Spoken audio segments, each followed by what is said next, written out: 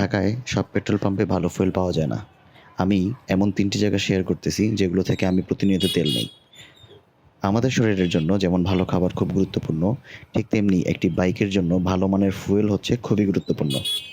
নিম্নমানের তেল আপনার বাইকের মাইলেজ, পারফরম্যান্স এবং পুরোটো রাইডিং এক্সপেরিয়েন্সের উপরে প্রভাব ফেলতে পারে।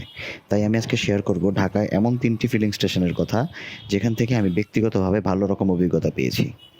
প্রথমেই চলে আসি ট্রাস্ট ফিলিং স্টেশনের কথা। এটি আমাদের সবার কাছেই পরিচিত।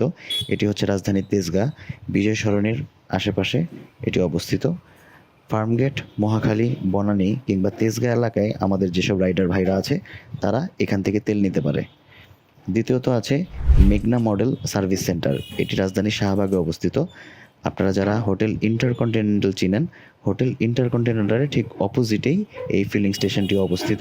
শাহবাগ, বাংলা মোটর, ধানমন্ডি, হাজারীবাগ এবং ঢাকা বিশ্ববিদ্যালয় এলাকার আশেপাশে যারা চলাচল করেন, এই পাম্পটি তাদের জন্য খুবই সুবিধাজনক পজিশনে আছে। তৃতীয় নম্বরে আছে এসপি ফিলিং স্টেশন। এটি রাজধানীর গাবতলী, মিরপুর গাবতলীতে অবস্থিত। মিরপুর, পল্লবী, শ্যামলী, আগারগাঁ, সাভার এলাকার যে রাইডারগুলো আছেন, তাদের জন্য এটি খুব ভালো চয়েস। আচ্ছা, একটা কথা বলে রাখি, যেহেতু এই ফিলিং স্টেশনগুলো অনেক জনপ্রিয়, তাই আপনাকে কমপক্ষে মিনিমাম 15 থেকে 20 মিনিট আগে সময় নিয়ে বের হতে হবে তেল নেওয়ার জন্য। কারণ প্রায় সময়ই এখানে আপনি ভিড় লক্ষ্য করে থাকবেন, অনেক সিরিয়াল লক্ষ্য করে থাকবেন। তো যাই হোক, এগুলো হচ্ছে আমার সম্পূর্ণ ব্যক্তিগত অভিমত। আপনার যদি পছন্দের অথবা ভালো কোনো ফিলিং স্টেশনের সন্ধান থাকে, তাহলে আপনি অবশ্যই আমাকে কমেন্টে জানাবেন। আজকের এই ভিডিওটি ভালো লাগলে একটা লাইক দিবেন, একটা কমেন্ট করবেন।